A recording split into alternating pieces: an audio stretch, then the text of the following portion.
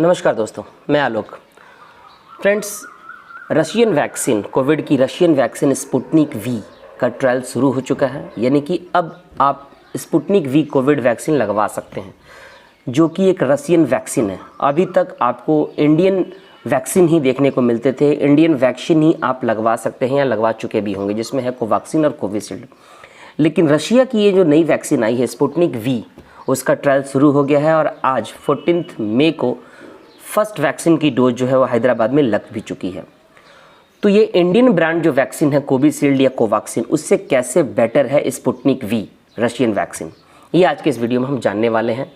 Covaxin, Covishield, Sputnik V में कौन सा वैक्सीन आपको लेना चाहिए, कोविड के लिए कौन सा वैक्सीन बेटर होगा, क्या इसकी प्राइस होगी, क्या साइड इफ़ेक्ट्स है और ये बेहतर कैसे है, इन सारे सवालों का जवाब आज के इस वीडियो में आपको मिलने वाला है।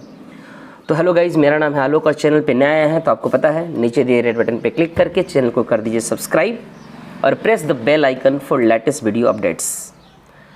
तो दोस्तों, जैसा मैंने आपको बताया, स्पुतनिक वी की मंजूरी मिल चुकी है। अभी तक 2 वैक्सीन्स की मंजूरी मिली थी इंडिया में, कोवैक्सीन और कोविशील्ड। अब ज़रा तीनों में डिफरेंस देख लें डिटेल में। यदि डिफरेंस हम देखें तीनों वैक्सीन्स में, तो जो कोवैक्सीन है वो भारत बायोटेक, जो हैदराबाद बेस्ड कंपनी है, उसने डेवलप किया था। और इस वैक्सीन, ये वैक्सीन कैसे बनता है, जो कोवैक्सीन है उसकी जो एफिकेसी रेट है मैं आपको बता दूं, वो लगभग 80% है। यानी 80% तक ये कारगर है वायरस से लड़ने में। ये वैक्सीन जो है, इस वैक्सीन के 2 शॉट्स लगते हैं कोवैक्सीन के, फर्स्ट शॉट और सेकेंड शॉट्स।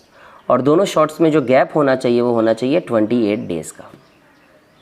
अब बात कर लेते हैं दोस्तों कोविशील्ड। कोविशील्ड जो है उसे serum institute of India Pune ने डेवलप किया है। जी हाँ, आधार पूनावाला जो इसके CEO हैं। कोविशील्ड, इसका जो गैप है फर्स्ट और सेकेंड डोज के बीच में, वो है लगभग 42 to 56 डेज, 42 से 56 दिन का जो डोज का है वो गैप होना चाहिए। अब कोविशील्ड जो है वो कितना % इफेक्टिव है, कितना % जो है वो प्रभावशाली है, तो वो कोविशील्ड जो है आपका 70% प्रभावशाली है। यानी कोवैक्सीन की अपेक्षा देखा जाए तो ये 70% है कोविशील्ड, और जो कोवैक्सीन है वो 80% इफेक्टिव है। इसके भी 2 डोज लगेंगे जैसा मैंने आपको बताया। अब बात कर लेते हैं स्पुतनिक वी की। तो स्पुतनिक वी 92% तक इफेक्टिव है। अब इसका रीज़न ये नहीं है दोस्तों कि ये रशियन वैक्सीन है, इम्पोर्टेड है या फॉरेन वैक्सीन है इसीलिए ये कारगर है, बल्कि इसका फार्मूला जो है वो डिफरेंट है। ये कैसे बना है, तो इसमें भी जो है आपको वायरसेस के, कुछ डेड वायरसेस से ये जो है वैक्सीन बनता है। कॉमन कोल्ड के इनएक्टिव वायरस से ये जो वैक्सीन बना है।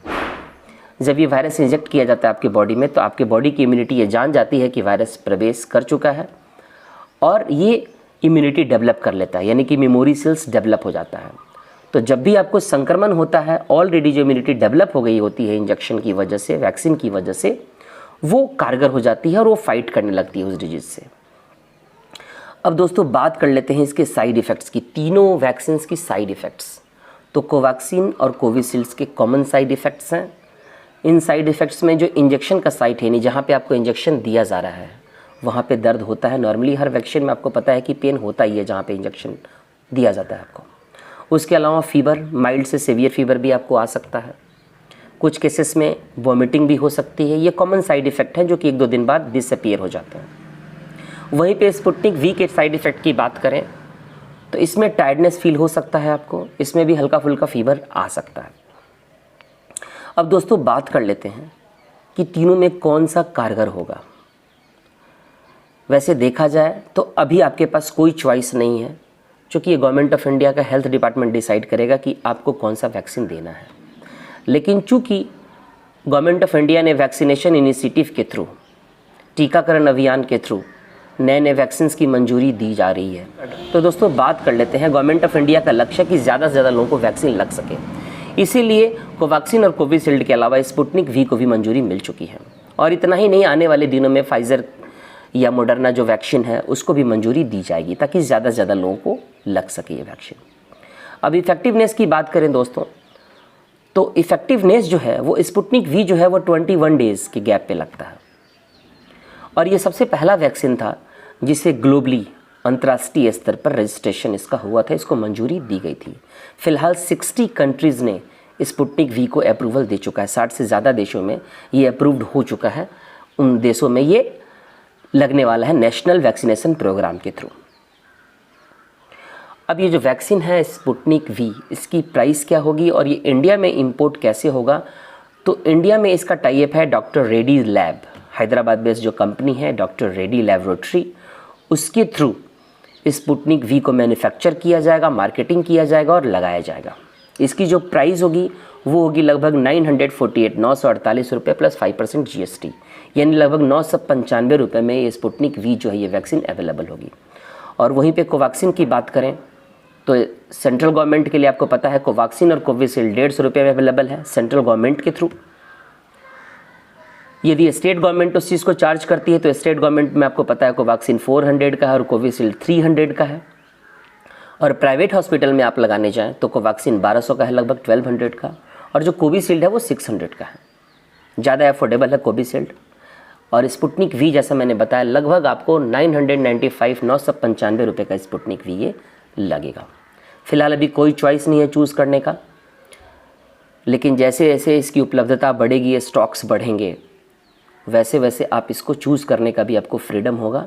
यानी यदि आप वैक्सीन लेना चाहते हैं तो आने वाले दिनों में आप चूज़ कर सकते हैं कि आप स्पुतनिक वी लगाएं, कोविशील्ड लगाएं या कोवैक्सीन लगवाएं। स्पुतनिक वी इंडियन एनवायरनमेंट में अच्छे से स्टोर किया जा सकता है, जो कि 2 degree Celsius to 8 degree Celsius तक इसका स्टोरेज टेम्परेचर है। और इसमें मैंने बताया कि ये भी सेम फार्मूला पे जो है आपका कारगर है, लेकिन इसको ज़्यादा इफ़ेक्टिव माना गया है, स्पुतनिक वी को ज़्यादा इफ़ेक्टिव माना गया है। तो और कोई सवाल हो वैक्सीनेशन को लेकर के आपके मन में तो हमें नीचे कमेंट सेक्शन में कमेंट करके ज़रूर बताइएगा। मैं इंस्टेंटली जो है आपको रिप्लाई करूँगा। और एक रिक्वेस्ट है आप सबसे, आप जितने भी सब्सक्राइबर हैं उन सबसे रिक्वेस्ट है कि यदि आपने बेल आइकन प्रेस नहीं किया, सब्सक्राइब तो कर लिया है लेकिन बेल आइकन प्रेस नहीं किया है, तो प्लीज़ बेल आइकन प्रेस कर लीजिए और नोटिफिकेशंस को जो है आप ऑन कर लीजिए, ताकि जब भी मैं वीडियो अपलोड करूं, जब भी नया वीडियो अपलोड करूं, सबसे पहले आपको जानकारी इसकी मिल सके, नोटिफिकेशंस आपको मिल सके। क्योंकि कई लोगों ने कमेंट करके कहा कि उनको नोटिफिकेशन नहीं मिल पाती है। तो सब्सक्राइब करने के साथ साथ ये ज़रूरी है कि आप बेल आइकन भी प्रेस कर लें ताकि नोटिफिकेशन आपको मिल सके। तब तक आप अपना और अपने परिवार का ध्यान रखें। मिलते हैं नेक्स्ट वीडियो में, तब तक के लिए जय हिंद।